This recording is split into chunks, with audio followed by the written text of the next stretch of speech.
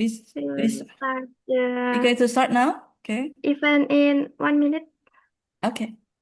Okay. Okay, we can start now. So, good afternoon, everyone, and welcome to the International Expert Sharing Meeting with today's topic of bridging differences through language. So, for today's speaker, we're honored to have speakers from 3 countries, which is Philippines, Thailand, and Indonesia. But before that, I will talk about the flow of the activity. So first, there will be an activity introduction, contains of background of the activity and introduction of experts. And then there will be an opening remark from representative from CIMOTED. And then the expert presentation session 1, which contains 2 experts, and each experts will presentate for 10 to 15 minutes, and then followed by Q&A session 1. And then it also applies to expert presentation session 2, which contains 2 experts, and then followed by Q&A session 2, and then the end we will have a group photo and closing. So first I will do a background introduction.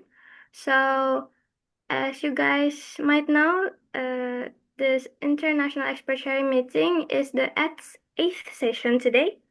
And the activity purpose is to strengthen academic and professional exchange between education experts across ASEAN countries and China. By providing a shared platform for dialogue, the series encourages diverse cross-disciplinary interaction, supports regional knowledge exchange, and fosters deeper collaboration on emerging educational and industry trends. The future outlook International Expert Sharing will be held every month, with each session featuring a distinct theme. Topics will span various fields such as education, business, and engineering, providing a diverse and enriching experience for scholars. And then there are 4 experts from the following institutes. The 4 experts is from Tarlac State University of the Philippines. And then there will be a speaker from Universitas Merdeka Malang, Indonesia, and then a speaker from Stanford International University, Thailand, and then a speaker from Setia Pancasila Banjarmasin, Indonesia. So first, I will introduce the experts from Tarlac University, which is Dr. Francel L. Kalu. She is a program head of the Master of Arts in English Language program under the College of Arts and Social Sciences at Tarlac State University, Philippines. Concurrently serves as head of the Volunteerism Management Department and the Communication and Publication Department under the Office of University Extension Services. A researcher in language education, language vitality, and language revitalization with publications and presentations at international academic conferences, and a project head of Aita Lakat Inglahi, a long-term university extension project that supports the cultural and language revitalization efforts of the Aita Mangkansi community in Sitil Manabayukan, Kapas, Tarlac.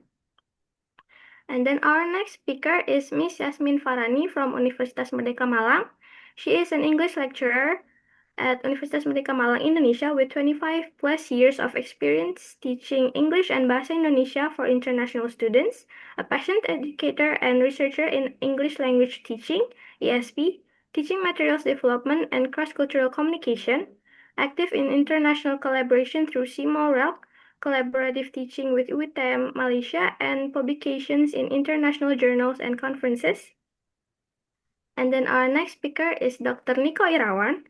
He is a faculty member and program leader of PhD in ELT Graduate School, Stanford International University, Thailand, a passionate researcher in English language education, intercultural communication, and educational innovation, with numerous publications in internationally indexed journals, and actively promotes global academic collaboration through international keynote speeches, research partnerships, and educational initiative across Asia and beyond. And then our speaker is Dr. Rediono, a postgraduate lecturer in economics at Setia Pancasila Banjarmasin, Indonesia, with over 10 years of teaching experience, a passionate researcher in leadership, entrepreneurship, human resource management, and organizational performance with numerous national and international publications, and actively supports academic and professional growth through research, leadership, and publications that bridge management theory with real-world practice. So before we get to the main event, I would be honored to invite an opening remark from Simotet. He is Mr. Rafifan, Vice Head of Research and Development Division of Simotet. So please welcome Mr. Ravi. Thank you so much, MC. I'm sorry for this, just a little bit late. Okay, Mr. Ravi. Can you hear me clearly now? I'm sorry Yes. at the coffee shop. Really sorry. Yes, we can hear you clearly. Yeah. Okay. Thank you so much. Without further ado, good afternoon, everyone. Dear distinguished guest, speaker, honor guest, respected colleague, ladies and gentlemen. It is my great pleasure on behalf of Dr. Song Hyek Ai, Center Director, to warm welcome you to the 2026 A International Expert Sharing under the theme, Bridging Differences Through Language. We are delighted to bring together distinguished experts, scholars, educators, researchers, and participants from ASEAN and beyond from this important knowledge sharing platform.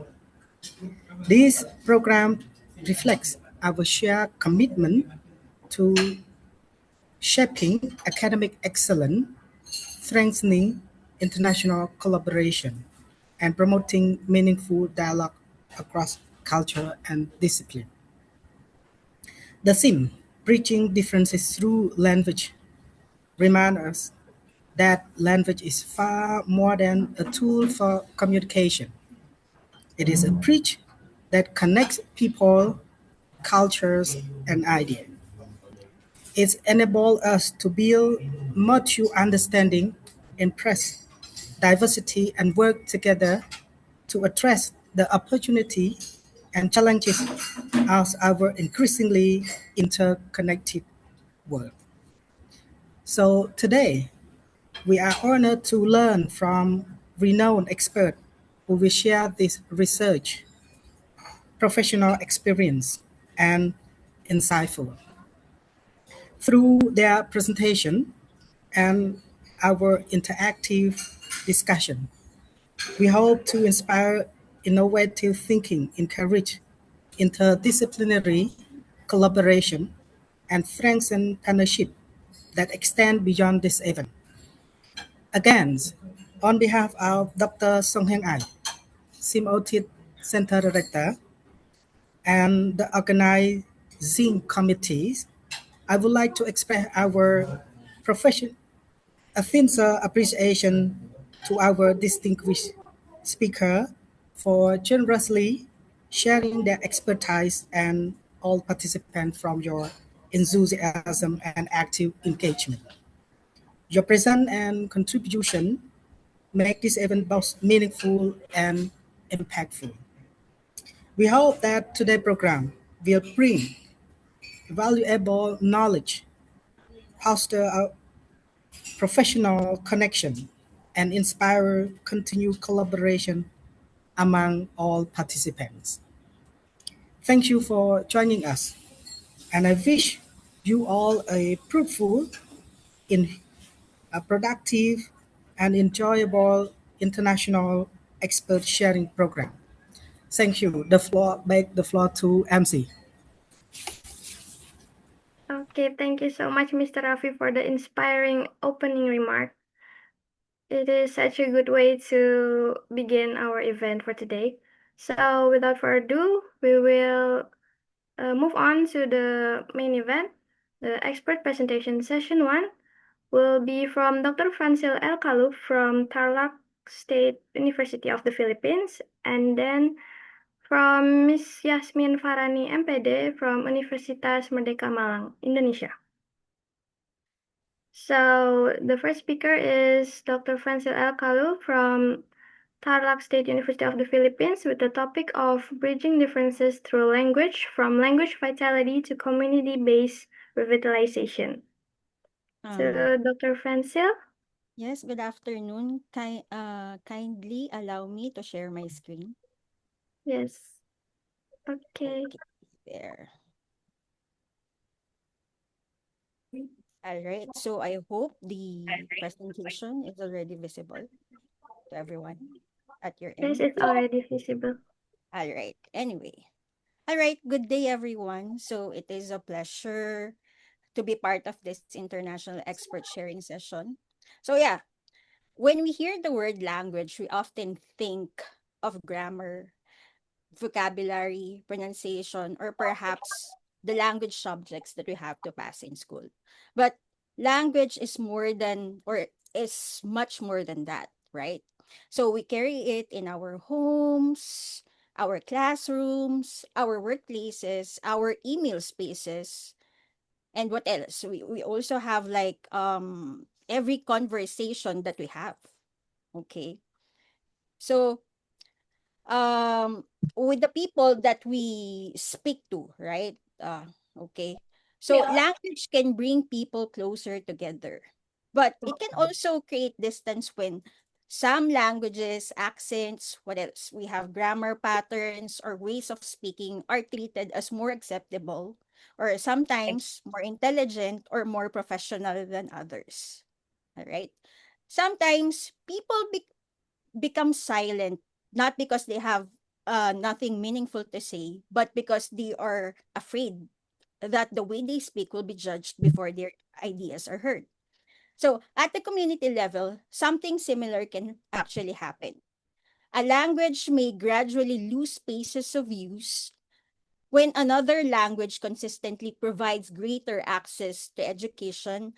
What else? Employment. We also have media and public institutions. So today I would like us to reflect on one question.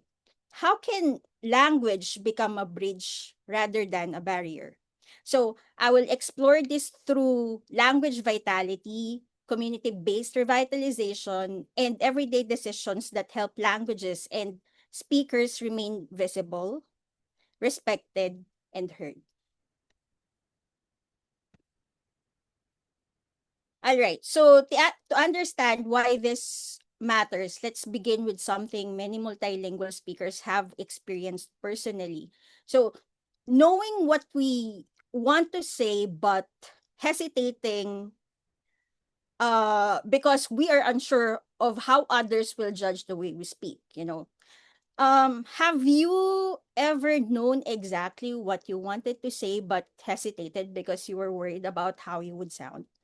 Perhaps you became curious of your accent. Perhaps you suddenly questioned your grammar, pronunciation, or choice of words. Or perhaps your sentence sounded perfectly clear in your first language, but when you tried to say it in English, you thought, I know what I mean, but I am just not sure whether everyone else will know what I mean. Okay. So when we learn another language, we do not leave our first language behind. We carry parts of it with us. Okay. Its sound system may influence our pronunciation. Its grammar may influence how we arrange sentences. Its cultural patterns may influence whether we sound direct, indirect, formal, respectful, or expressive. Sometimes um, we already have a very intelligent idea in our minds, but before we speak, our brain suddenly becomes grammar checking application, okay, with anxiety. Okay. And by the time the internal editing is over, the conversation has already moved on. But global communication should not require everyone to sound like a native English speaker. The goal is not to erase our linguistic background. The goal is to communicate clearly, appropriately, and respectfully. So that his hesitation may seem like an individual confidence issue, but it reveals something larger. Language is not only a tool for expressing ideas, it is also tied to identity, memory, knowledge, and belonging. Okay. So language carries more than vocabulary and grammar. So language is more than words. So it carries memory or memories. It carries relationships. It carries humor, cultural knowledge, and ways of understanding the world. Think about the language you use when your parents you use with your parents or grandparents. Some expressions cannot be translated exactly. Some jokes become less funny after translation. And some terms of affection simply sound warmer in the language of home. Even anger sounds different. They are different depending on the language, right? Sometimes, the situation is serious when a parent suddenly shifts into the language used only for very important matters. So, language tells us who we are, what we remember, what communities know, and where we feel at home. That is when a language becomes weaker. A community does not lose words alone. It may also lose oral histories, ecological knowledge, traditions, and ways of relating to the people and the environment. So, language preservation, therefore, is not only a concern for linguists, it also concerns families, students, professionals, institutions, and communities. Because when a language becomes silent, a community may lose much more than words. And because language carries identity and knowledge, the way society ranks language and ways of speaking has real consequences. Some languages gain prestige and opportunity, while others are pushed into fewer spaces. All right. So, how do ideologies and power make language vulnerable? So language do not simply disappear because people wake up one morning and decide, today we will stop speaking our home language. So language shift is usually much more complex. One important factor is language ideology. Language ideologies are beliefs about which languages or ways of speaking are considered intelligent, modern, correct, and useful, or perhaps professional. One language may be associated with education, employment, while another is treated as only suitable for home, perhaps. So, native like English may become the hidden standard. So, we have accent, grammar, and diction may become labels just to judge a speaker's intelligence or competence. So, local and indigenous languages may also be treated as less useful even when they carry rich cultural and community knowledge. But of course, these beliefs are not neutral. They are connected to power. So, dominant languages often open doors to schools, workplaces, media, government services, what else? Professional opportunities. So because of this, speakers prioritize the dominant languages, not necessarily because they dislike their own language, but because they believe it will help them or their children succeed. So language shift is not always a completely free choice. Sometimes it is a practical response to um, unequal access. So when one language consistently opens doors while another is confined to fewer settings, like younger speakers may gradually have fewer opportunities, fewer materials, and fewer reasons to use the language. That can weaken transmission from one generation to the next. Okay, so language vitality is shaped not only by how speakers feel about their language, but also by whether society gives them the spaces, the resources, opportunities, and respect to continuing using it. So these hierarchies do not affect only how we judge accents or English grammar. They also influence which languages are used in school, media, workplaces, and public life. So this broader pattern became visible in my language vitality research with the Aita Maganchi community. All right. So the issue became very real to me through my research with the Aita Magansi communities in Southern Tarlac in the Philippines. Aita Magansi is an indigenous language spoken here in the Philippines. Okay, so the Aita Magansi language remains central to community identity and cultural knowledge. It carries stories, environmental knowledge, family relationship, and community practices. However, the language vitality assessment showed that intergenerational transmission was becoming fragile. So younger community members had greater exposure to dominant languages. Formal learning materials were very limited, and there were also few public and institutional spaces where the language could be used, seen, or learned. So the vitality patterns ranged from vulnerable to definitely endangered. So I want to be careful here. I am not saying that language became vulnerable simply because speakers were ashamed of it or afraid of their accent. Okay. Language shift is much more complex than that. So what the findings actually showed was the language remained culturally important, but the conditions supporting it, its continued use, okay, were already weakening. So at that point, I had findings, I had data, I had tables. Of course, researchers are usually very happy when we have tables, and tables make us feel that at least for a few minutes, the world is organized. But of course, ethically, the work did not feel complete. The question changed from what is happening to the language to what can we do with the community? Okay. So vitality research helped us identify vulnerability, but numbers alone could not revitalize the language. So vitality helps us see, revitalization helps us act. Okay. So the vitality assessment helped us see where the language was becoming vulnerable, but identifying the problem was only the beginning. The more difficult question was how the research could return to the community as something useful. All right. So this is the turning point of the talk. So language vitality research helps us identify where a language is becoming vulnerable.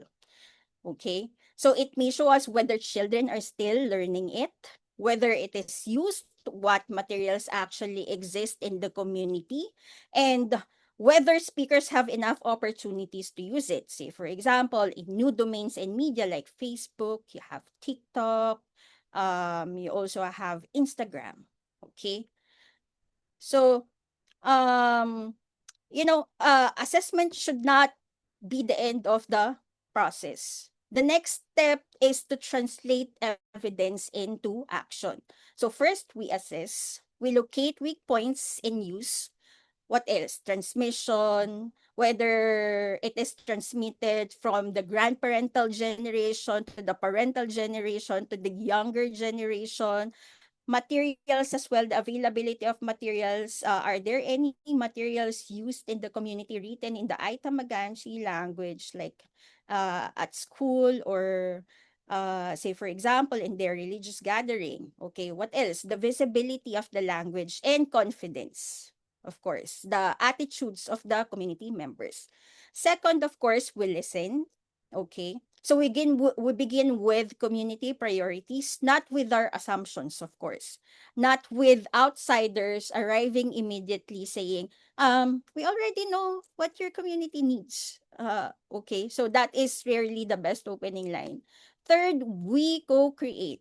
Okay, so we develop the documentation materials with the community, not just simply for the community. Next, we have fourth, we create opportunities to use the language. So a recording stored in a computer may preserve information, but it does not automatically make a language vital. So the language must return to conversations, stories, learning materials, classrooms, and community activities. Finally, we sustain the work by strengthening the community ownership and long-term partnerships. So universities may contribute to research, training, volunteers, and resources. So schools may also create learning spaces, and families may strengthen transmission of the language. So young people may also bring the language into digital and creative platforms. But the community must remain central. So the goal is not to lecture people about being proud of their language, but the goal is to strengthen the conditions in which the language can continue to live. Okay. Research showed us where the language was becoming vulnerable, but community engagement showed us how to respond. So this process may sound like the work of researchers, universities, institutions, but language do not live only through formal projects. They live through ordinary, repeated choices at home, in school, and everyday interaction. Now, at this point, students or others might be thinking this is important, but I am not a linguist. What can I actually do? The answer is, of course, quite a lot. You can begin at home. Use the language, speak it with parents, grandparents, siblings, and relatives. A language becomes stronger through ordinary use, not only through formal programs. You could ask and listen, like invite elders to share stories, words, songs, expressions, and memories. Sometimes preservation begins with the simple question. What did you call when you were, or what did you call this when you were young? Okay, it could be as simple as that. Okay. What else? Record responsibility. So you may, responsibly rather. You may document stories or cultural knowledge, but always ask permission. Not everything has to become content, of course. Sometimes we hear meaningful family story and immediately think, oh, this could be a real. Okay. But some knowledge belongs to the community and should remain protected. Now, another would be create with the language, use it in captions, poems, videos, podcasts, games, and probably school outputs. And make space for it in classrooms, events, organizations, what else? Digital platforms. So young people can show what a local language is not only a language of the past. It can also be a language of creativity, technology, and the future. So you do not need to be a linguist to help a language live. You can use it, value it, and pass it on. Okay. So, but opportunities to use the language are only part of the picture. People must also feel that using their language or carrying its importance or carrying its influence into another language. This does not make them less intelligent, less educated, or less capable. Okay. Now, preserving a language also means preserving the confidence of its speakers. And this confidence is not only about by accent, okay? When we speak a second or additional language, we may carry features of our first language into it. So we may pronounce certain sounds differently. We Excuse may, me, Dr. Francia. I'm yes. sorry to interrupt. Gentle reminder that we are approaching the allocated time for the presentation. If All you right. can proceed to the final points. Okay, final points. I'm sorry. All right. Okay, so can we just for the last slide probably? Okay. So I'm gonna transition to this last slide already. So whether we are students, teachers, researchers, professionals, or employers, we all help create conditions in which languages and speakers are either valued or gradually silenced. So this leads us to 3 commitments. So you have first, preserve. You share in creating your language. Second, you communicate, improve for clarity while speaking with confidence and identity. Third, respect. You listen to the different languages, accents, grammar patterns, diction, identities without prejudice. So bridging differences does not mean making everyone sound the same. It means learning how to understand one another even when we do not. Um, when we preserve our languages, we strengthen identity. And when we communicate confidently, we resist the belief that um only one way of speaking has a value. And when we listen generously, we create more inclusive homes, schools, and workplaces. So therefore, language can bridge differences only when speakers are both heard and respected. Okay. And to make these commitments practical and easy to remember, let me leave you with 4 actions that we carry into our home, schools, and workplaces in the communities. Use, value, and um pass on, and then you have respect. So use it at home, in conversations and creative spaces. Continue improving the language you learn, but do not believe that success requires sounding less like yourself. What else? Pass on stories and words. You ask your parents, grandparents, elders. Respect how others speak. Listen beyond their accent, grammar. Listen for knowledge, experience, and intention behind the language. Okay. So perhaps the answer begins here. We keep our languages alive. We continue learning with humility, and we listen to others without prejudice. So may we speak with confidence, learn with humility, and listen without prejudice. So thank you so much. Thank you so much, Dr. Frenzel, for the insightful presentation and also new insights for me too about the community in the Philippines. Right, yes. So it is such an inspiring presentation also. Okay, thank you. Yes. Okay, we will continue to hear from the next speaker, which is Miss Yasmin Farani MPD from Universitas Merdeka Malang, Indonesia, with the topic of bridging differences through language, a point of view of an Indonesian EFL teacher. For Miss Yasmin, you have 10 to 15 minutes to presentate. You may presentate now. Yeah. Wait. Give me a second. I'm trying to, okay. Yeah. Oops. Wait. I have to close the windows here. Okay. Okay. Okay. 1, 2. Okay. Can you see it? Yeah. Yes, Miss. Yeah. If Okay. you can Wait. do the full screen. Yeah. Wait a second. I'm trying to.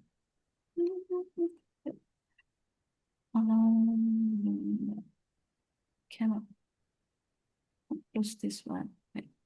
Or would you like me to do to screen share your Yeah. presentation for you? Wait. Give me a second. I think it's always like this. Okay, this one. Oops. It's open again. The bar there, the under bar there. It's open. Okay. Okay. Can you see it now? Yes. Okay, right. I would like to say good afternoon, everyone. So thank you for joining us here. So this is my first experience to present my my slides in Simeo. But before this, I had a few experience with Simeo, especially in RELX Singapore. Yeah. So let me start my presentation. Can you hear my voice? Is it not too? What is that? Yes, we can Yeah, hear. is it clear? So is it clear, right? Yeah. Yes. Okay, let's go. So this is my topic, Miss Mel already mentioned, yeah. So bridging differences through language.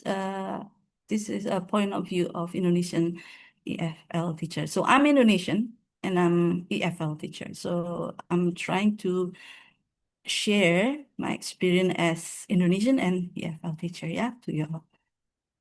Okay, so this is the outline. So greeting and introduction, around 2 minutes, because Ms. Mel gave me only 15 minutes. Okay, 15 minutes. Okay.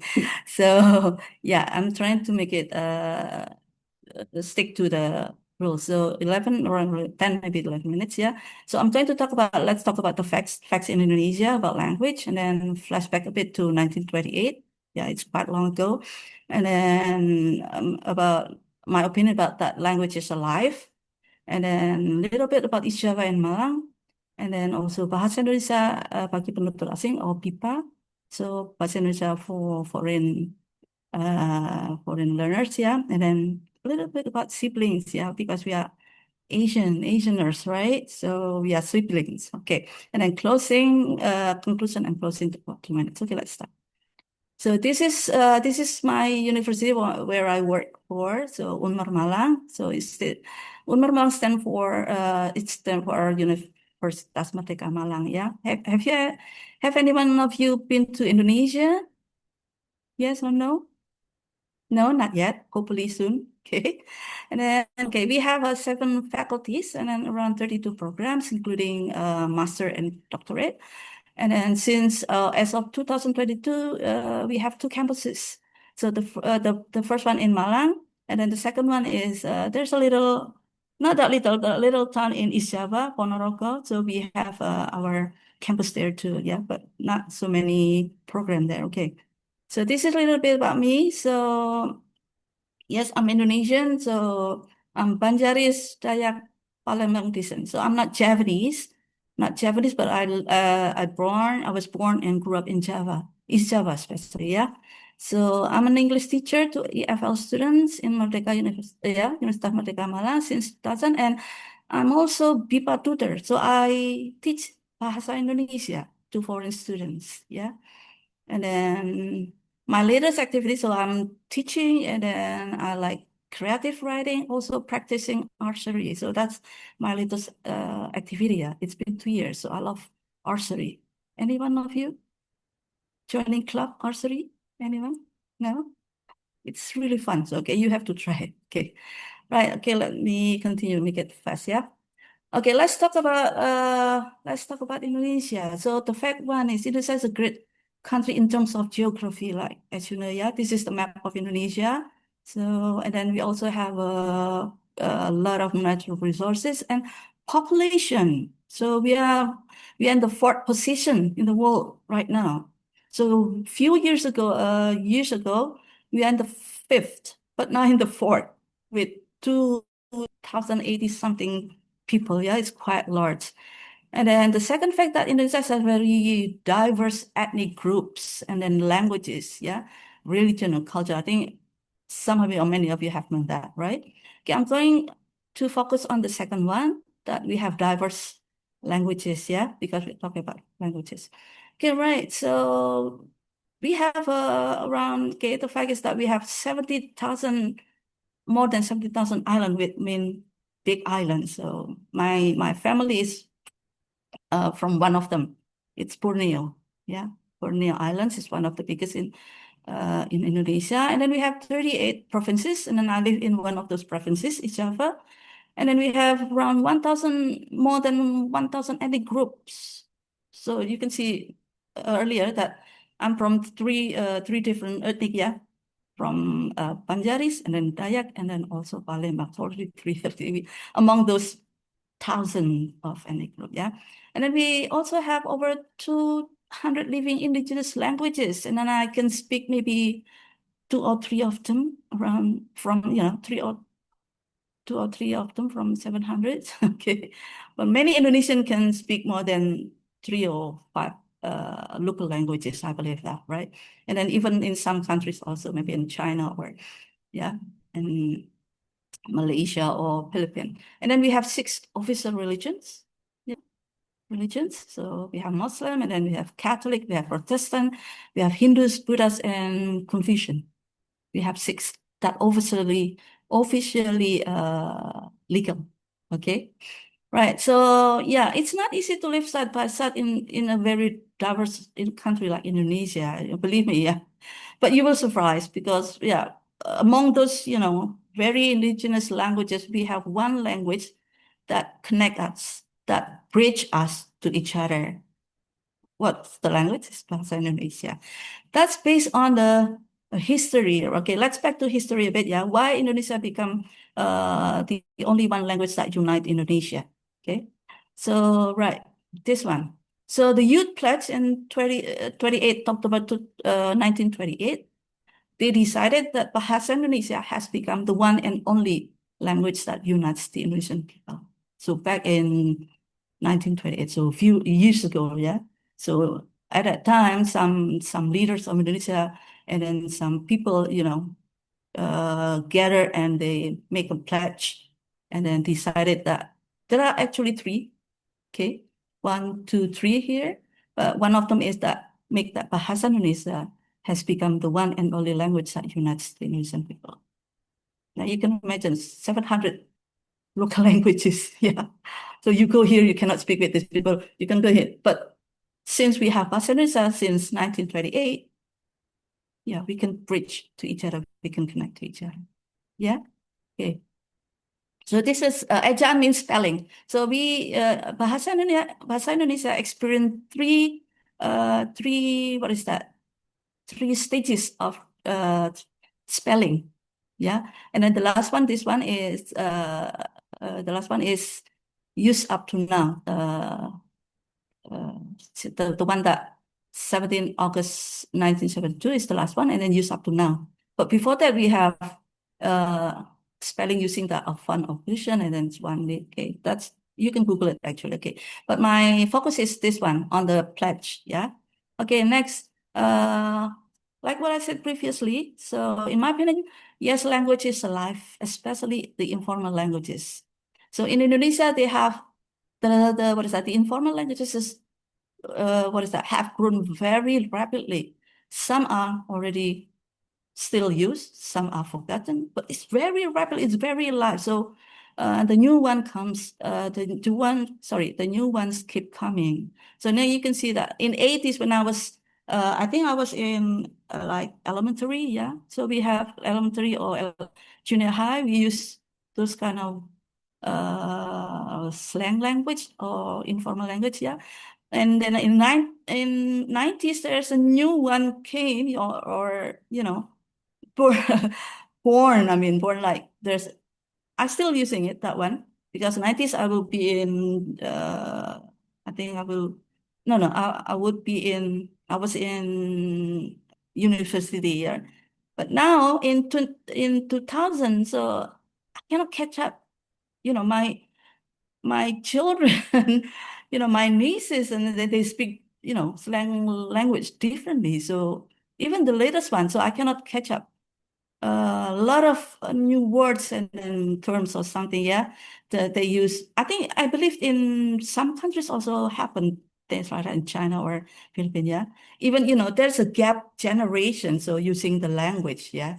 So let me, this is the latest one. So I asked one of my students, so what language do you use now? So he said like a baper, mager, okay, slay. So I know some, but many of them I don't even know what they meant. Okay, so language is life. Okay, okay, let's go to East Java a bit.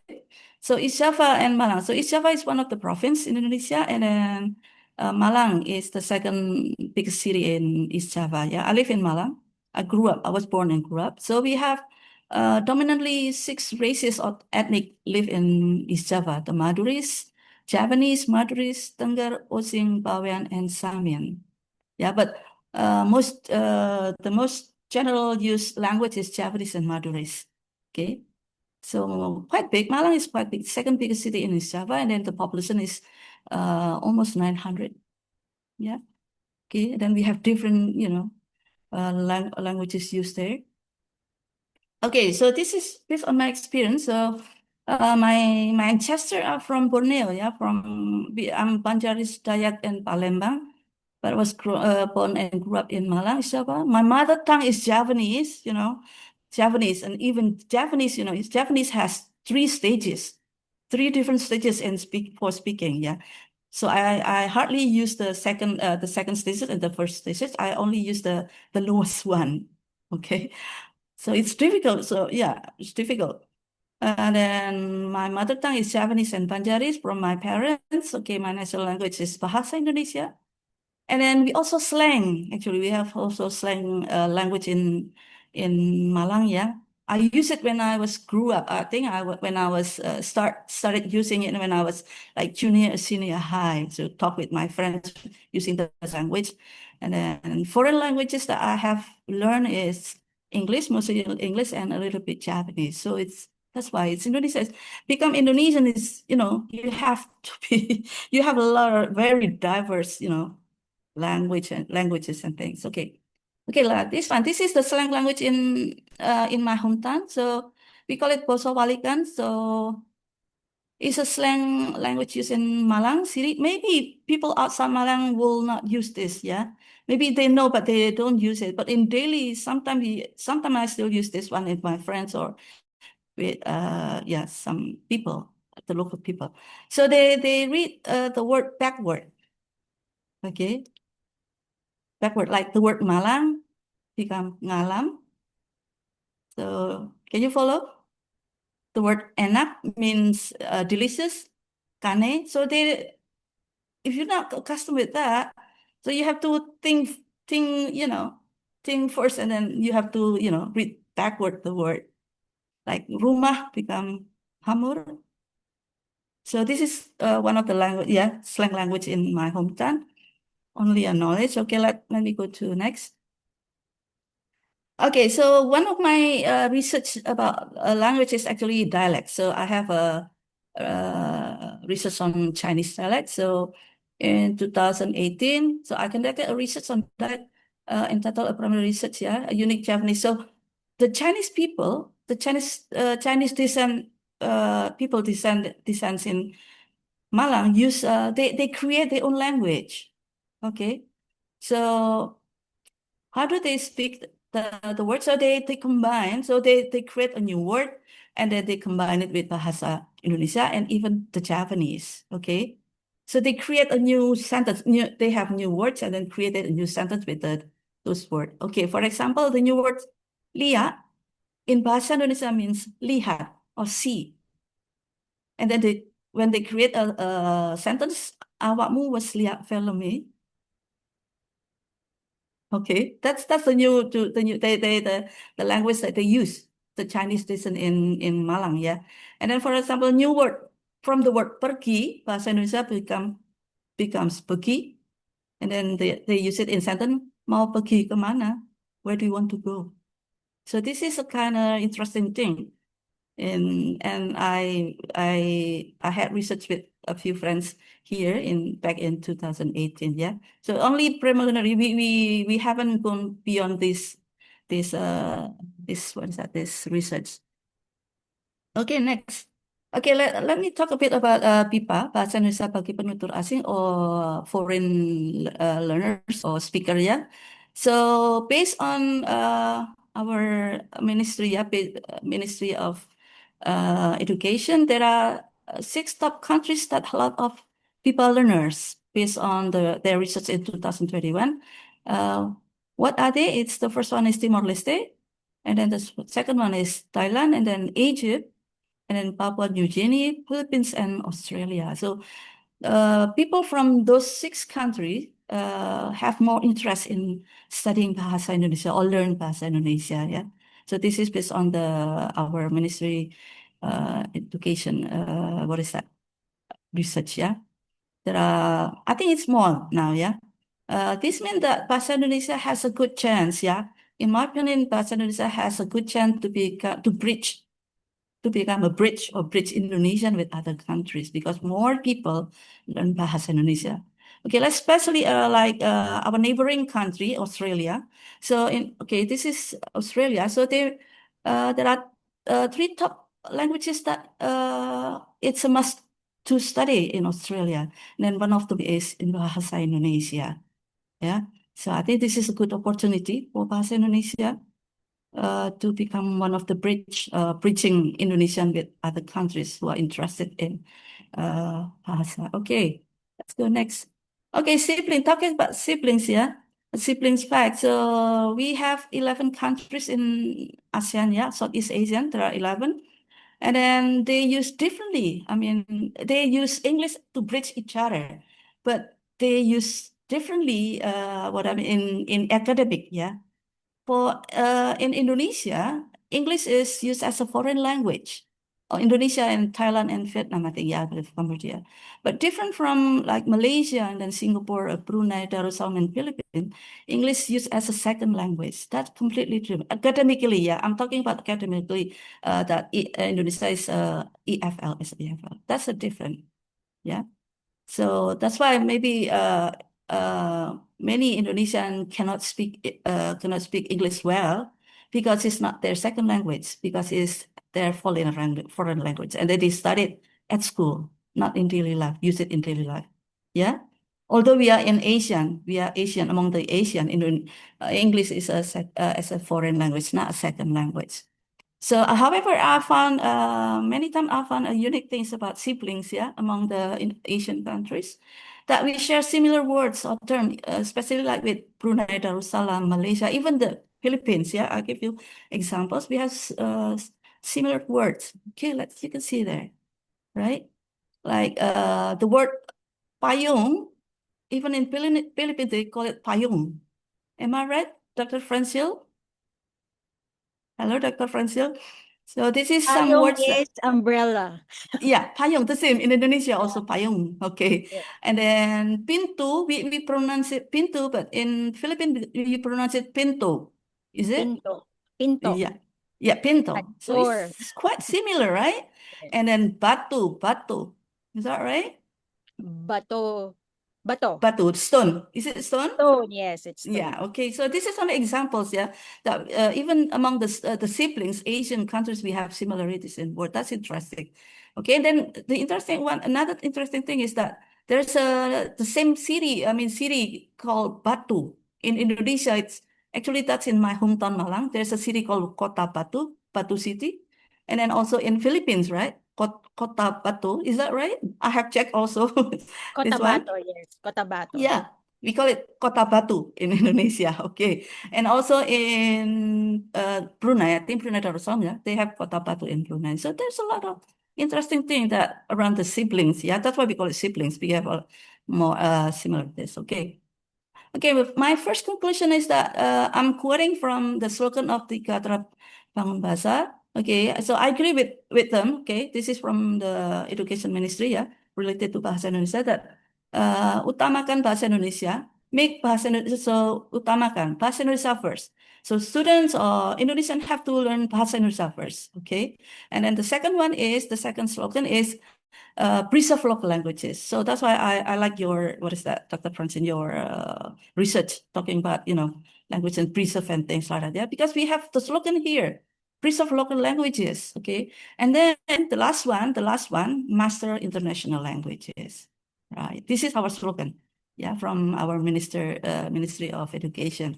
Okay, my second conclusion is that first, despite its very diverse local languages, Bahasa Indonesia nationally preaching among Indonesians. So Indonesia is still one and only, language that used to preach among Indonesian. Yeah.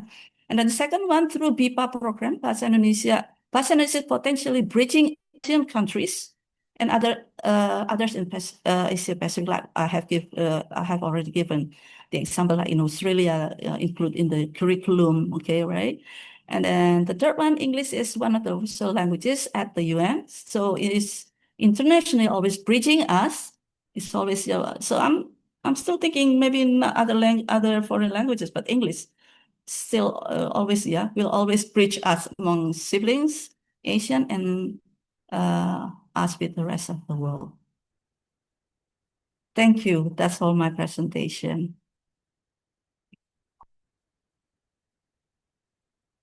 Okay, thank you so much, Miss Yasmin, for the amazing presentation. And also, it's very interesting because I just know now that there's a lot of common words between ASEAN, right? Yep. Yes.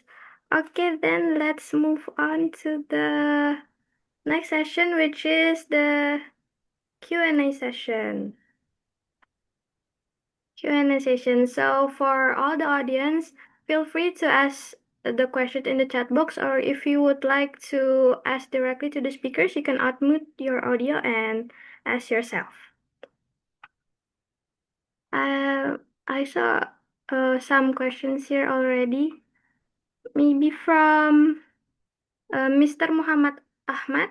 I have a question. Is any scholarship available at Tarlac State University? And also same question to Unmer Malang for international students, especially for ELT background as master student. Maybe Ms. Francel, you can answer first. I will unmute. Okay. All right. So, I think I answered that in the chat box already, but yeah. At present, we do not have any scholarship for international students, specifically for those with an ELT background. But of course, we welcome those who would like to enroll in our graduate program. Okay, thank you, Dr. Francel. And for Ms. Yasmin, is there any scholarship available at Unmer Malang? So I'm not sure with that, but maybe you can go to our website, yeah, and then you go to I think there's a Office of International Affair. There's one of the button there, so you can check. But as far as I know, as a language teacher, we have a scholarship for studying Bahasa Indonesia scholarship. So every year we open a scholarship for studying Bahasa Indonesia. So yeah, maybe you can help us, Miss Mel. You can help me to share the link of the BIPA program. So I think it's open already for this semester. So, but I'm not sure about other scholarship. Yeah, but we don't have many. But we have foreign students studying in some different program. But I'm not sure about the information. But I suggest you to check the link of the what is that? The link about that in the website, UNO website. But definitely, yes, there is a scholarship for Bahasa Indonesia. So I think it's already open. I think I saw it this week. They already open for studying Bahasa Indonesia. Okay, that's all I can answer. Thank you. Okay, thank you, Ms. Yasmin. So, Mr. Muhammad, you can just view it on Unmer website. Okay, I hope that answers your question, Mr. Muhammad. And then there's a question from Miss Shafira. For Miss Yasmin, she asks, she'd like to ask, many multilingual speakers can naturally switch between languages in daily conversations. Do you think code switching help people communicate more effectively, or does it gradually reduce proficiency in each languages? Thank Okay. you. Thank you for the questions. Miss Safira, where are you from? Are you Indonesian? Or what? Safira? Are you Indonesian or is it this Miss Safira that I know? Okay. Is it? Okay, so yeah, Indonesia. I think Indonesian is not polyglot. Yeah, Indonesian says yeah. Like me, it's like multi. Yeah, we don't speak many different languages, but we speak many different local languages. But whether code switching or not, but you can learn fast if you live in certain area there. For example, my own sister. So my older sister could not speak even a word of Maduris. Okay, not even a word of Maduris. But since she moved to different town with the majority of Maduris living there, maybe less than a year she can speak quite well. So language is a habit, I think. Yeah, with talking about theory, things like code switching or not, it's a habit, I think. Yeah. So if you put in that place with what is that? The local language used different from you can easily speak very fast, I think. Yeah. So help people communicate more effectively, or does it gradually reduce proficiency? Well, in my sister case, because every day, because she's already back in Malang, not living there again. So she could communicate well with with the neighbor, with the what is that? With the other mother of the, because she had two children, right? When she went to school to pick up the children, she can communicate well, mingle with the people. That's one of the benefit. I think, yeah, it's communicate effectively. So I think without talking about reduced proficiency or not, yeah. So I think, especially in Madrid's area there. So not only in Madrid, I think if you can speak certain language in their area, not your area, but in their area, they will respect you more, I think. Yeah.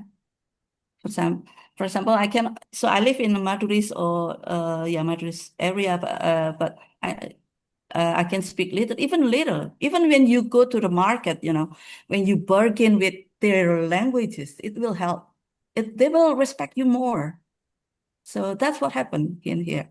So I cannot speak Madrid, but my sister can because she lived maybe around 10 years or something in Madrid area. So when she goes, when now she goes to what is market, she speak Madrid with them, and then they will, have effectively they have a nice conversation. It's different with me, maybe, yeah, when I cannot speak Madrid, but the seller is Madrid. So I'm trying to bargain. Maybe they don't want to give me the price that I want, things like that. So that's what happened. Yeah, based on without talking about theory or code switching or things like that. Yeah, so language is a habit. That's number one. And then practice. The second one is practice. So as I presented earlier, so I also learned Japanese, but it didn't work well because my environment didn't support me to speak Japanese. So gradually it's gone.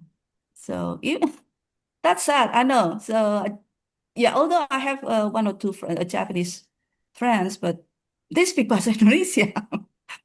Okay, so it's hard. So that's why when you learn language, make it a habit and then practice it. Practice, practice, practice.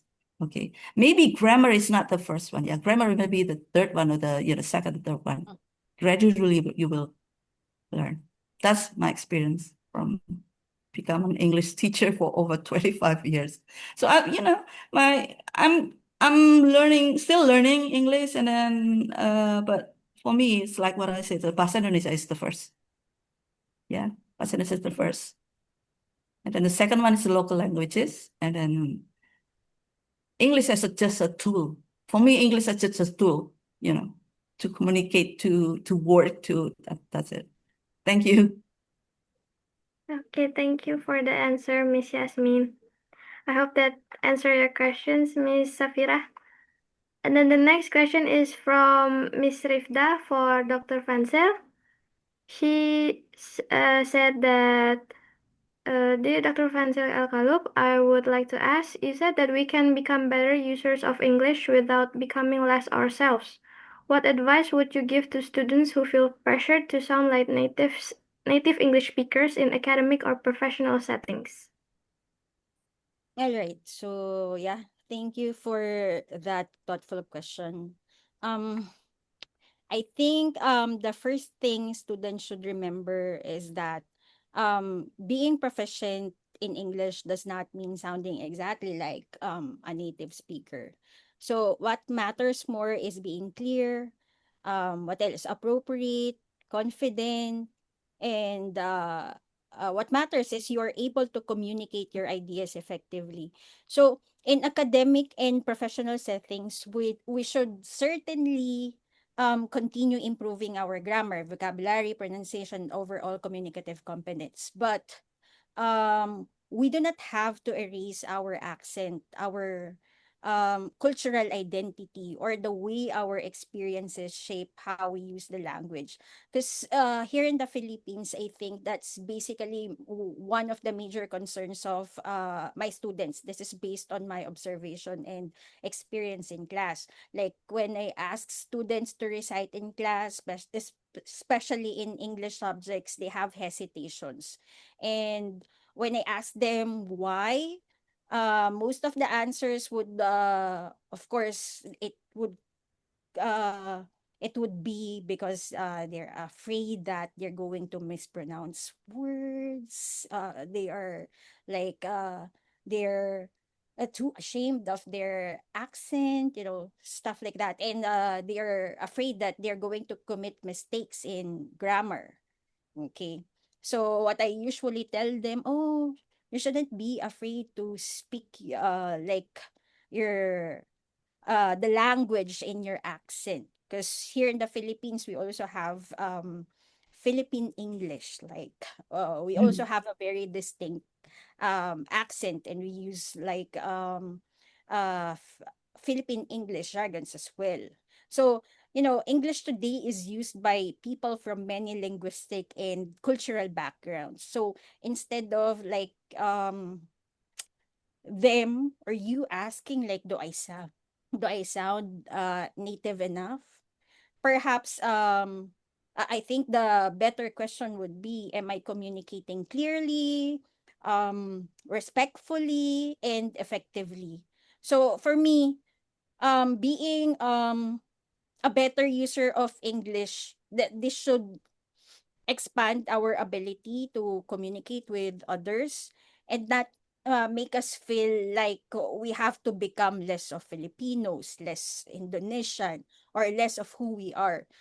So our linguistic and cultural backgrounds are also resources that we bring into the communication process. So yeah, hopefully I answered your question. Okay, thank you so much, Dr. Fensel, for the answer. I hope that answer your question, Miss Rifda. And also, Miss Rifda also asked Miss Yasmin a question. She said, Okay. English is used differently across ASEAN, with some countries treating it as just a foreign language yeah, and that's others as a second fundamental language. Do you Yeah. think these differences create communication challenges, or do they actually enrich collaboration within the region? It can be both, I think. It can be both. These are different, what is that? Communication challenges. Yeah, it can be.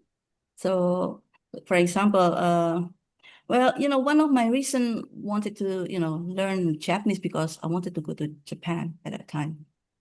Okay, so that's a kind of challenge. And then I learned maybe like 3 or 4 months, and then yeah, I went to Japan. But I was a bit, what is that? Disappointed because at that time, almost no Latin words in Japan. So they use, hiragana, kanji and things, right? Yeah. So which I couldn't speak, I couldn't read well at that time. So, but it was fun. So, okay. But in my second visit, a lot of changes. So now, yeah, they still use many kanji and hiragana, katakana things, but they more like, it's easier than previous one now, Japan now. Okay, and that's a challenge, I think, yeah. And then actually enrich collaboration, yeah, I think so. That's why so like especially like in Asian, yeah. So like Miss Mel already showed out one of the slide that I also, what is that, involved in RELAC in Singapore. That's also one of the ways, yeah, enrich collaboration within the region. So yeah, CMAIL RELAC, yeah. So one of the what do you call that? So place that you can have collaboration within the Asian, yeah, talking especially in language. Yeah. So that's my answer, Mas Rifda. Yeah. So it can be both. It depends on you which one. So enrich collaboration. Yeah, you can join like conference, international conference among the Asian. Yeah. So to have a collaboration, I think that's my answer. Okay, thank you. Thank you, Miss Yasmin, for the answer. Okay, here next is a question from Miss Sasha. She said, first of all, thank you for the great presentations, Dr. Fansel and Miss Yasmin. I'd like to ask a question for Dr. Fansel. So employers are encouraged to value communication skills over native-like pronunciation. Do you think this mindset is becoming more common in today's workplace? And is this a good mindset? All right. to answer your question, I think yes. I think this mindset is becoming more common. Especially workplaces today are becoming increasingly multilingual and multicultural as well. So employers are beginning to recognize that effective communication is not the same as, having a native like accent in this. Um, uh, but here in the Philippines, of course, because of the rise of the business processing outsourcing, we have contact centers, like a lot of uh, a lot of employers in the BPOs, especially those which are located offshore, they require the agents to like neutralize their accent. Okay. So here in the Philippines, they have this common misconception, okay, based on studies like and observation as well. Like if you have an American accent, you speak fluent English, all right, you are intelligent. Okay. So yeah. So in the workplace, like there have been like incidents like based on other people's or previous graduates that we have, like they have these testimonies wherein like they felt like they are not American English accent native speaker sounding enough. All right, so um accent, I think accent does not automatically tell us how competent or professional a person is. And at the same time, I would say that we are not completely, there yet. So here, accent bias still exists. And some people still associate certain accents with competence or professionalism, even when that judgment has little to do with the person's actual ability. So perhaps the goal should not to remove our accents, but to develop intelligibility, clarity, what else? Our confidence in our, just like what I have mentioned a while ago, the communicative competence. So we can improve the way we communicate without feeling that we have to sound exactly like a native speaker. So yeah.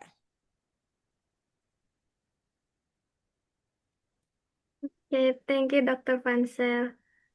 Next, there is a question from Miss Johanna.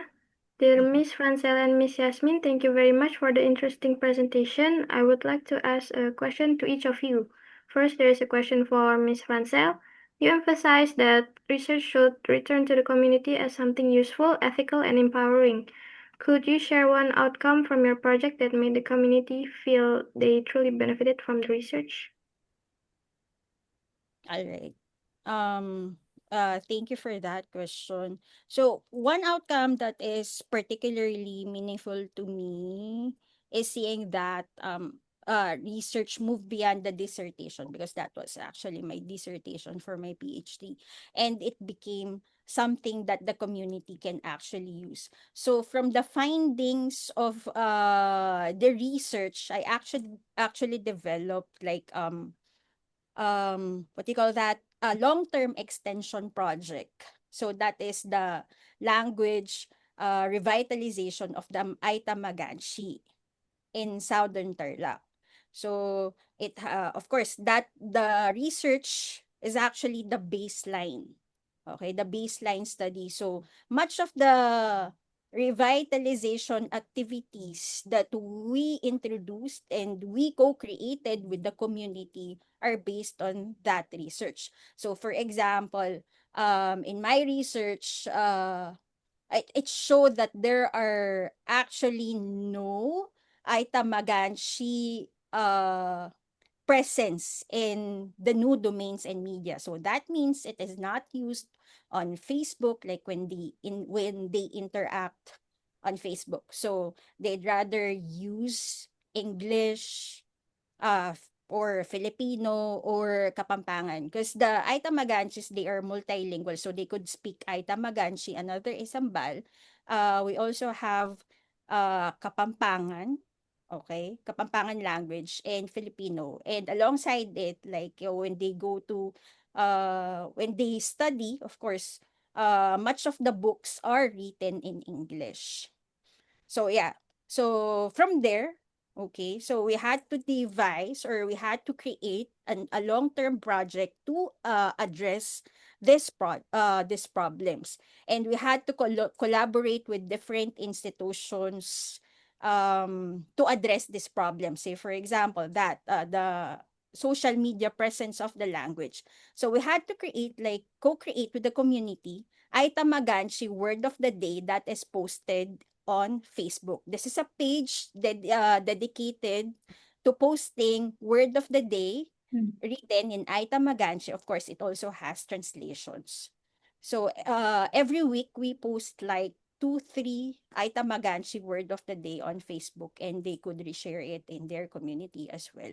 Of course, at first we are the ones who did the Aita Maganchi word of the day together with the communication department, but eventually it moved to training the community members how to use Canva, how to post it on social media. So another is the lack of teaching learning materials written in the Aita Maganchi.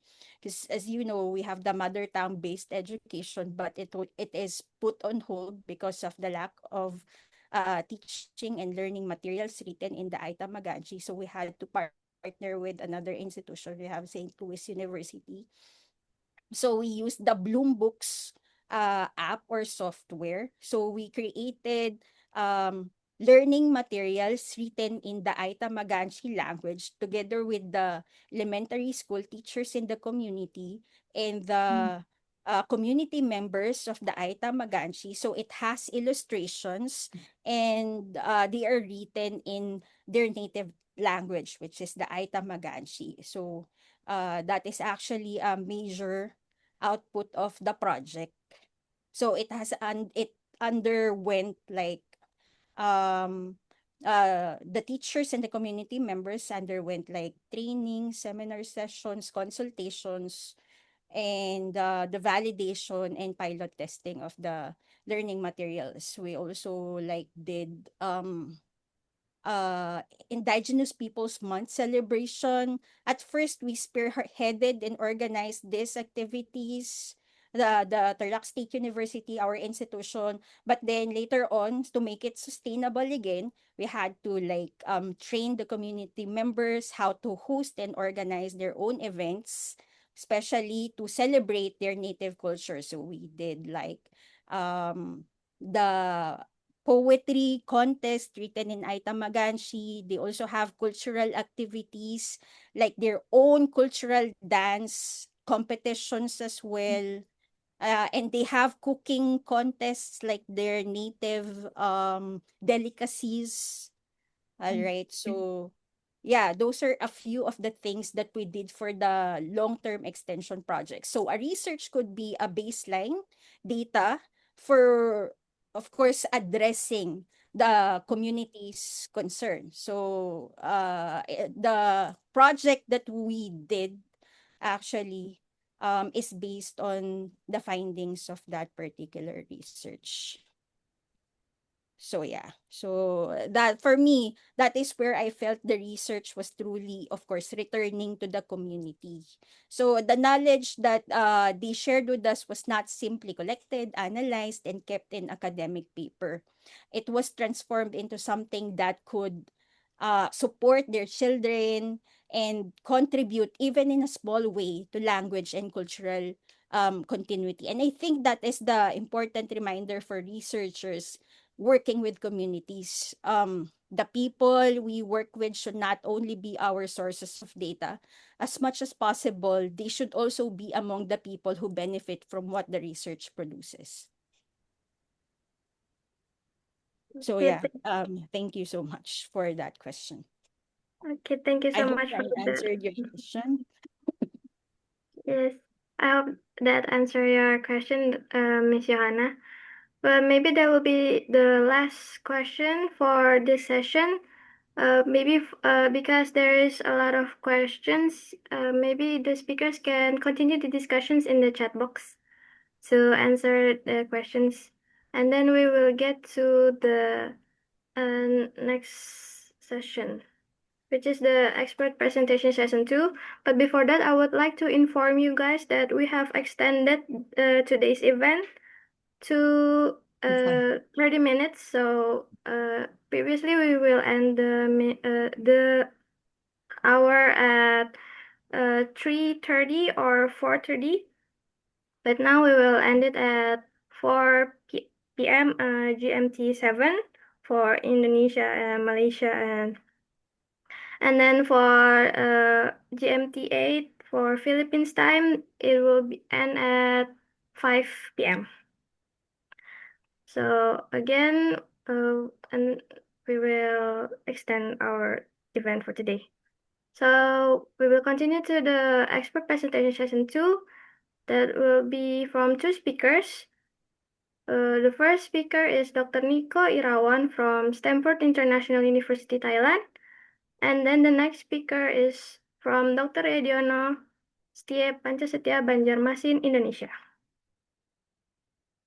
So for our first speaker for expert presentation session 2 will be from Dr. Nico Irawan from Stanford International University, Thailand, with the topic of language as a bridge to global citizenship, building connections across cultures. For Dr. Nico, you may start your presentation. Okay, thank you so much, Miss Moderator here. Okay, I would like to wrap up my presentations because we can see the time is so limited here and we still have another presenter here. And let me share my PPT here. Okay, everybody can see the PPT already? Yeah. Okay, Yes, my voice is clear, right? Okay, I would like to share related to the language as a bridge to global citizenship and building connection across culture. Okay, as you know that actually I am also Indonesia, but I stay in Thailand and I work for Stanford International University, Thailand. And I have been in Thailand since 2014 until now, so around 12 years, and I already stay in Thailand and I work in the Thai university before. So that's why I just share related to the what is the global citizen here. And the most important, like we are as the diaspora and Indonesian diaspora, or maybe another countries diaspora also is the networking is the most important. And we still use English as a communication here, like global citizen emphasize that every individual is part of larger global community transcending geographical and cultural boundaries. So in the global citizens, we need to be ready to face the condition such as language use and language and culture. And of course, the first time when I stay in Thailand, I face the shock culture because it's different from my habitual action when I stay in my country in Indonesia. And I try to understand how to be a global citizen here. And until now, I can gets the point that it is the most important that we already become the global citizen. And of course, the role of language communication. I use English even in Thailand and try to learn the local language like a Thai language a little and to be survive to communicate with the local people here. So that's why the role of language in communications just serve as the foundation of communication, facilitating the exchange of idea and emotion here. So language as the culture identifier, like I stay longer in Thailand, but I'm still using English and also I still use Indonesian, yeah, to communicate with my Indonesian people from abroad in Thailand or also in Indonesia to communicate. So that's why language serves as a profound reflection, culture identity. My identity is Indonesia. And of course, here the importance of multilingualism, such as the enhances cognitive development, building empathy and understanding. From Thailand, I learned hospitality. I learned how to respect the people and how I learned how to be patient because Thai people always concerned about hospitality and respect everybody here, and also to understand each other. And we also have empathy here. So we understand from mutual understanding, we finally can find our career opportunities here as a global collaboration and also cultural diversity. So, and what about the language and identity here? So in language and identity, because we are as a diaspora here and we speak English as the communication, especially in Stanford. Stanford is the international university that is very convenient for us to communicate by using English. So it's compared with my previous university that I work in the Thai university. Not everyone can speak English. We use Thai language. Even the curriculum also use the Thai language. So that's why. And language bridging the culture gaps through the language bridging, such as learning a new language. Like me, I learned a new culture, new language, Thai language, of course. Yeah, I stay here for 12 years. Even I am not mastering Thai language, but I can understand Thai language and understanding cultural context. Where we stay here, we need to follow and we need to involve in the culture existing. And building relationships, yes, from Thailand, I can have some friends, some partnership here, and also we can work together and we come along with and try to promoting the mutual respect, such as the effective communication through language encourage appreciation of different culture, leading to mutual respect and collaborations. And what about the language and empathy? Language empathy, yeah, from Thailand, I can see that's how to respect the people and how to have the empathy to the others and how to allow the people to be first. And for example, when we get on the lift and we use the language like English and we allow them, so that's why we learn language, not only the language but also we learn also the culture. And related to the successful language initiative here, we have 3 case studies such as the intercultural communication. I learn about the intercultural communications from Thailand and from many countries. And of course, the multilingual language ambassador programs here. And of course, the Global Language Learning Network. So from the Global Language Network, we can have collaboration and also networking. And what about the language learning and global awareness here? Such as the language learning significantly enhances global awareness by enabling individuals to understand and appreciate diverse culture, tradition, and viewpoints. So from learning language, we know the deep culture. We know based on the ethnography, we know the situation itself. Such as when we learn from the Google, I think we just learn about the information. But when we stay abroad, we can know deeply. And also we can be aware about the condition and challenging in language learning, such as the limited access, culture barrier access, and motivation and engagement issue, such as the language preservation and global citizens, and of course, language as a heritage, language as unique, like the previous speaker, Miss Yasmin, already mentioned about the Indonesia has 700 languages, yeah, different languages. Yeah, like me also, I cannot understand all languages in Indonesia, even I'm Indonesian. And I just stay in Surabaya, in East Java, or maybe I know that local language. Even I move to another place, such as the Bandung, West Java, I don't understand their language because they have different coding, different meaning, different essence, and different dialect also.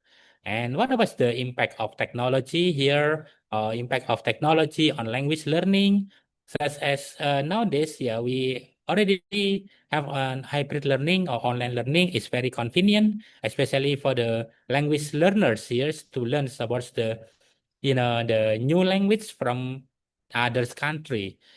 And role of education in promoting language skill, such as the curriculum development, teacher training, and also community involvement, also assessment and evaluation is a part of the language.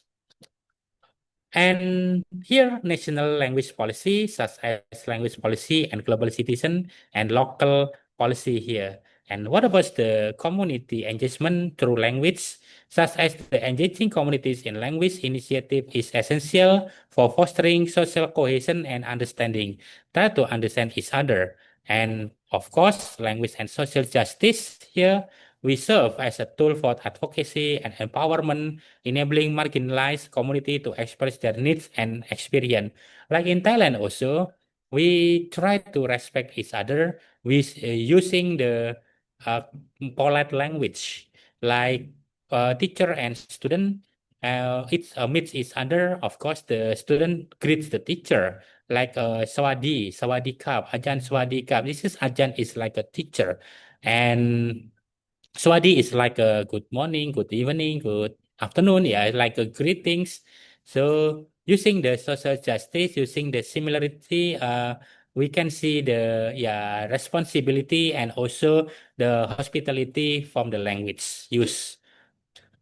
Promoting inclusive language practice, such as the foster greater understanding, enhance social cohesion, support marginalized, and promote equality and fairness, and encourage collaboration and also dialogue. So, as a language, as a tool for advocacy, such as a language empowers individuals to express their needs, raise awareness about social issue, and effective communications. Using communication like when we adopt from Indonesia also, and we have the communication among the different culture, we use the national language, Indonesian language. In Thailand also, we use the Thai language if you stay in Bangkok. But if you stay in the southern of Thailand, I think they use a Malay. I think it's a little different, but the communication use Malay, but they have a national language is a Thai. Cultural exchange program such as a program language exchange, language immersion exchange. Like I think mostly some people learn the language like exchange student stay in Thailand. For example, last time when I stay in Thai University, I received many students from from Europe also would like to learn Thai language here. And also we send the student to Indonesia to learn Indonesian like Pipa, like Miss Jasmine already present. And international language workshop, yeah, is an essential, yeah, to see the diverse backgrounds and to learn and share cultural practices here.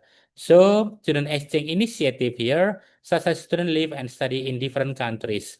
Like now, I bring my Chinese students, and they are studying in Stanford International University. They also learn about the atmosphere of Thai, and also they learn English because I handle English ELT, PhD in ELT, and they learn English here, and they learn how to know the language use and also the language barrier here. And even ELT, English language teaching, but they also learn about the culture. And intercultural competence and language, this is essential for us as a bridging and also bringing the partnership, holding partnership. You need to understand cross-culture understanding, or we can learn about mutual understanding from each country, each people. So language in the international relationship, like when you come to abroad, of course you bring your identity as your nation, but the communications, I think not everybody can understand. Like I speak Indonesia, I speak Thai. Maybe if I representative as a Thai, nobody knows because if I come to another country that's not related with the Thai. But language in international relations just use English as the communications, as a tool of communication. And the future of language and global citizens, of course, as the globalizations continue to connect people across border, the future of language and learning will increasingly rely on technology. Now move on to the technology. So that's why technology nowadays is always come along with us, especially artificial intelligence nowadays. And the last is conclusions is language educations, and we can also promote about the multilingualism, and promoting multilingualism is essential for fostering global citizens. To be a global citizen or to be a diaspora, I think you can bring your identity, but of course, ELT, English language, what is it, English language proficiency, we also need to have and we also need to master it. However, we use English for daily communication and we use English to know and to start the partnership and being the global citizenship. I think enough for my presentation. I hope it's beneficial for you all. Thank you so much. Thank you so much, Dr. Nico, for the insightful presentation. And if any of the audience would like to ask a question referring to the presentation, can just ask directly to the chat box.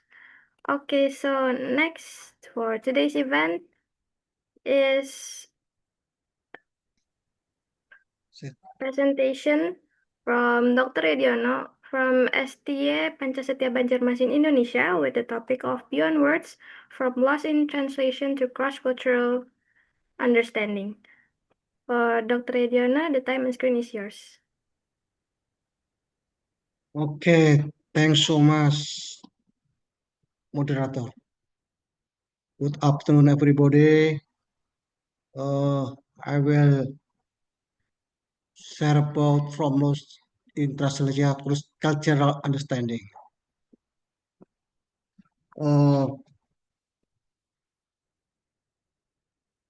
We will explore how unique cultural make toward a rich place. We often think that communication is simply about mastering a language. But today we will look deeper into how culture gives true meaning to these words. There are several problems in the fact. Like what alone can be misleading, or the people say lost in translation or threat. Literal word for what translation often fail to convey actual intent because every literal word forward translation culture attack different norm of politeness and social cues to their word.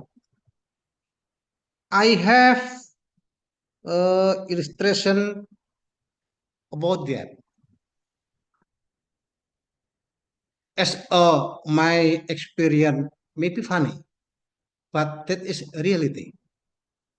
I have case study about politeness versus commitment. A manager from Yemen as an Indonesia employer can this report be finished by 7 a.m. tomorrow?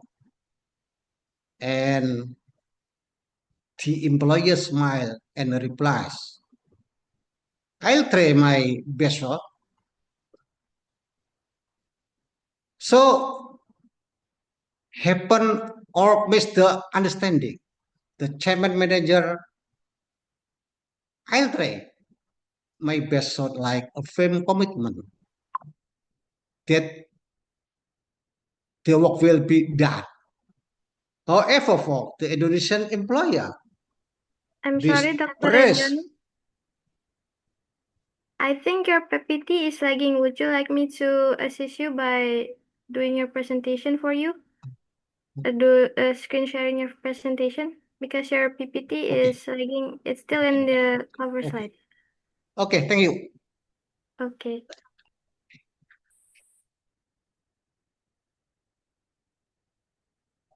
Okay.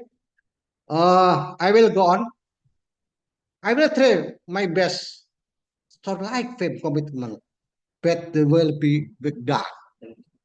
However, for Indonesian employer, this press she often applied with of saying, it's unlikely, but I feel too uncomfortable saying no to your face.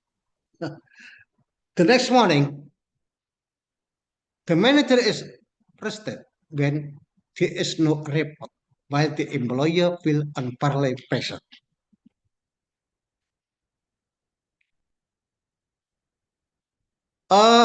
will go on about the communication reality. Have you ever spoken the Smith language as someone, yet still feels misunderstood? Did you know that over 70% of communication problems in multicultural teams are not caused by language proficiency, but by different its communication style and cultural expectation? This highlights a crucial point. Language does not equal communication.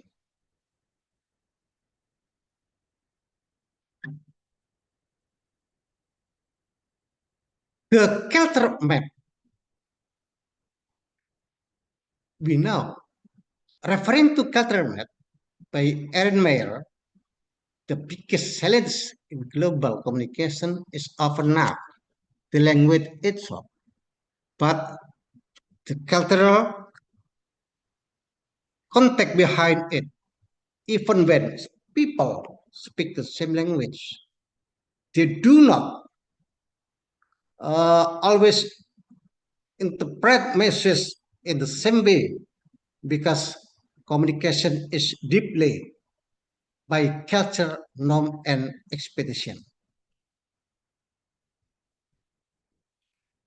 How language is more than word.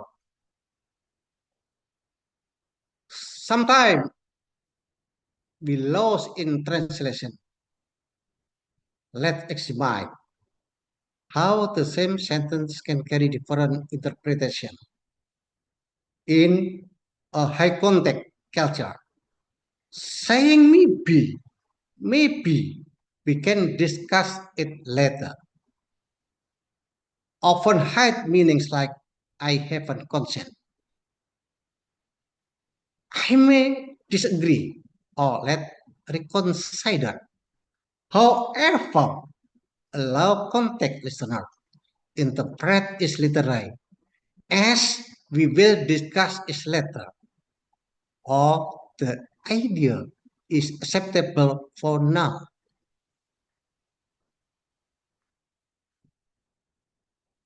Language reflects culture. How to culture value shape communication? Language is more than just word. It's shape no we perceive reality. According to the shape of what hypothesis, language directly influences our thinking and worldwide. For instance, the distinction between inclusive we and exclusive we. So, how language intrinsically reflects social relationship and cultural structure. The main problem statement, the impact of linguistic structure on perception is of reality. We will go on about the culture value.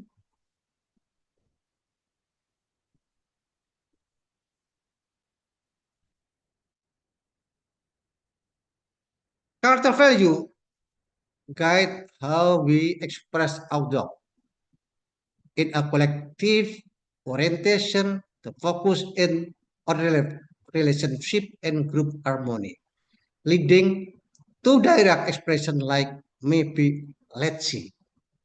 On the other hand, individualist culture prioritize clarity and personal expression.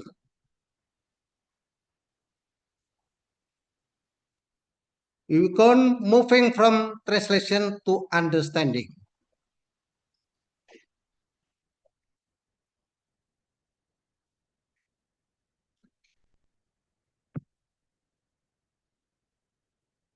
How can with better cross-cultural communication? Listen actively, understand the context before responding. Ask the clarification. Make the true meaning explicit and clear. Avoid assumption. Do not judge other through your own cultural lens. And the last, respect difference.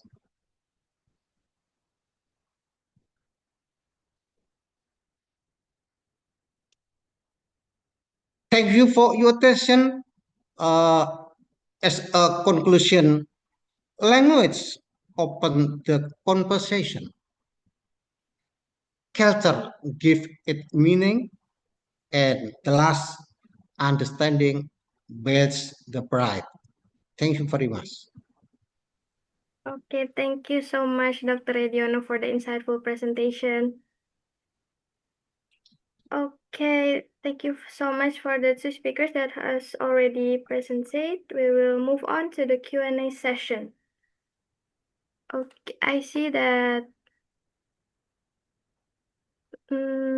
if from the audience, if anyone have any questions, can just type it on the chat box, or if you would like to ask directly, you can unmute your audio.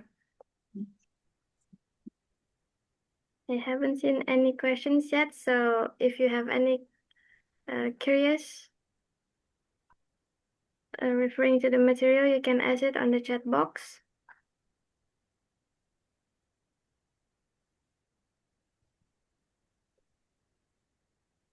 Okay, I see there's a question from Miss Shafira.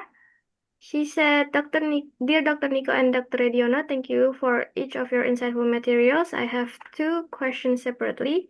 For Dr. Nico, as different cultures may often have different communication styles, what can someone do when they realize a misunderstanding is caused by cultural differences rather than language? Dr. Nico, you can answer it now. Okay, thank you so much, Safira, for the question. Yeah, it's the different culture, different perception, different understanding, of course. Yeah, I also face the situation like that when I stay abroad. I stay here. For example, I stay in Thailand for 12 years. Of course, never smooth.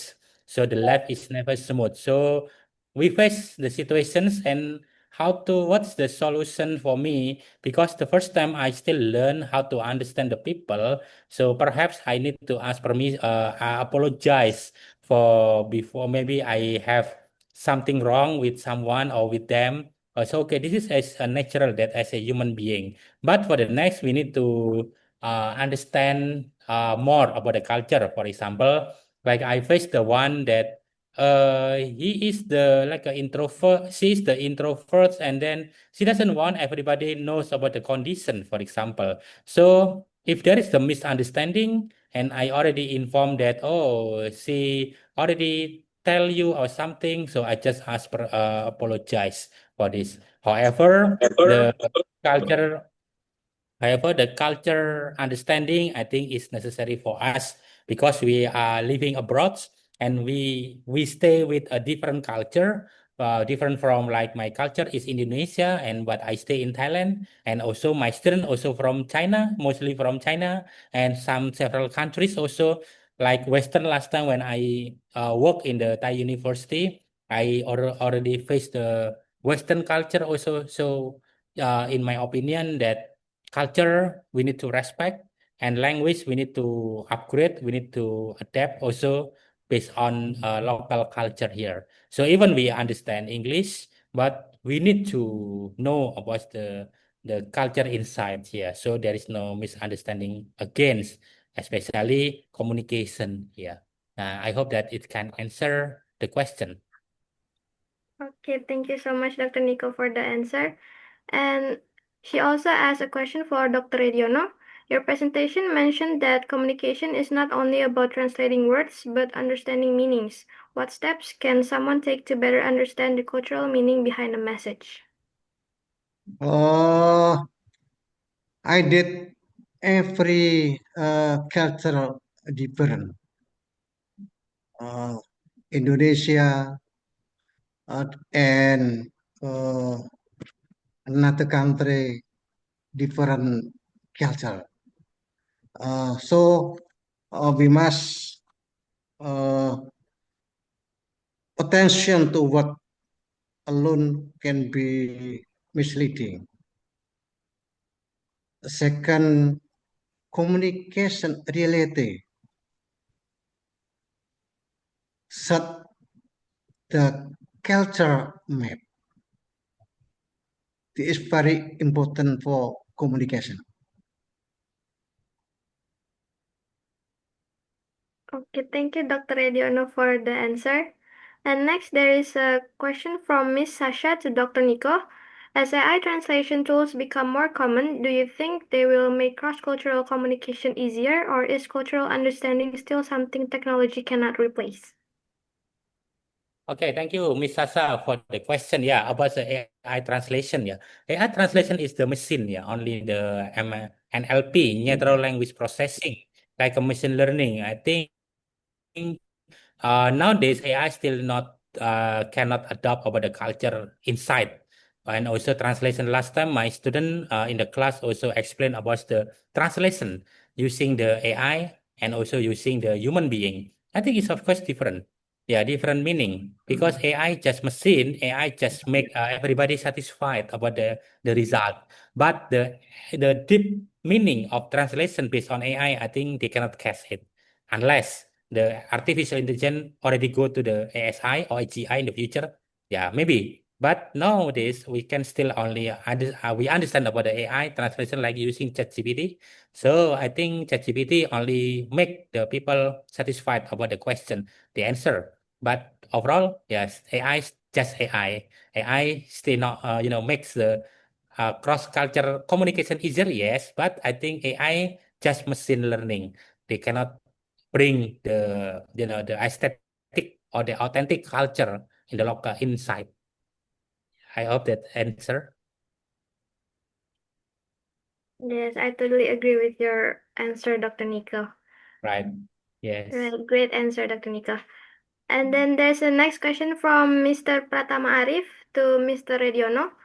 I would like to ask about the trap case. What are the main challenges we should be aware of, and how can we avoid making mistakes when dealing with it?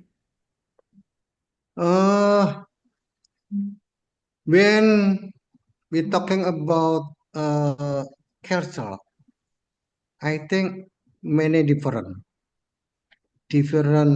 habits. For example, in Indonesia, silent. Silent in Indonesia meaning the practice silent in Indonesia different with silent but another people. So the problem eye contact, the problems of feedback, and the last the problem the meeting. In Indonesia, culture Indonesia still polite, but in another country, uh, uh, what happened to do? It's really when I say I don't like, I say I don't like, but in Indonesia, no. So the silent eye contact feedback and meeting must be attention because it's different.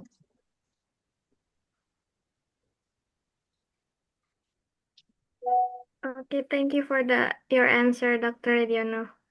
And then there's a question from Miss Johanna. Dear Dr. Nico, Irawan, and Dr. Rediono, thank you for the insightful presentation. I would like to ask a question for each of you. First, there's a question for Dr. Nico.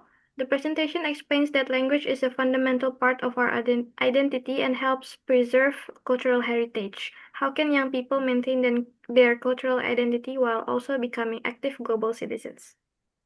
Okay.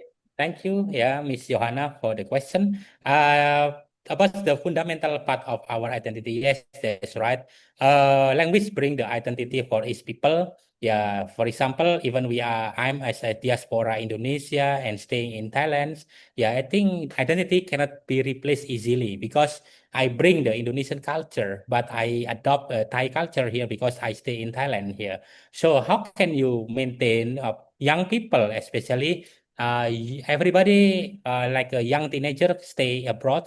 Also, how to maintain the language, yeah, as an identity. Just keep the language, but for daily communications with your friends, for example, and you show that you are from your country. For example, there are some competition, and there are some, activity abroad, and diaspora also brings the language show identity to many international activity.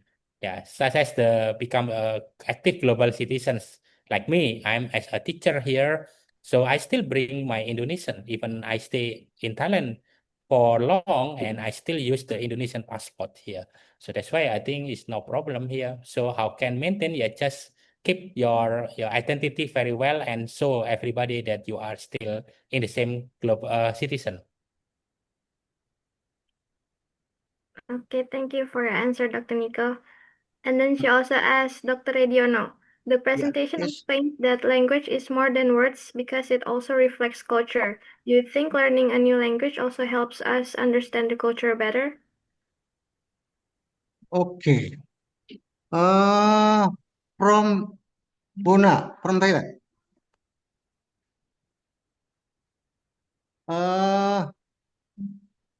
Thank you for your question.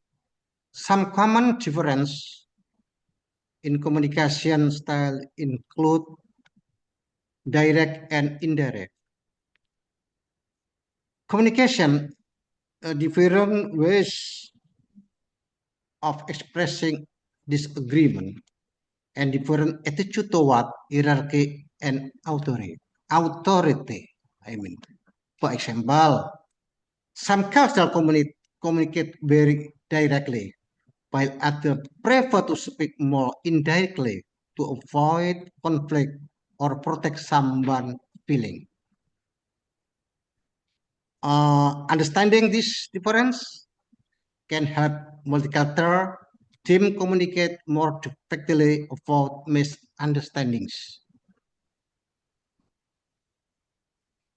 Okay? Okay, thank you for your answer, Dr. Rediono. And there's also a question from Miss Rifda. Hi, thank you for both speakers for insightful presentation. I would like to ask to each speaker.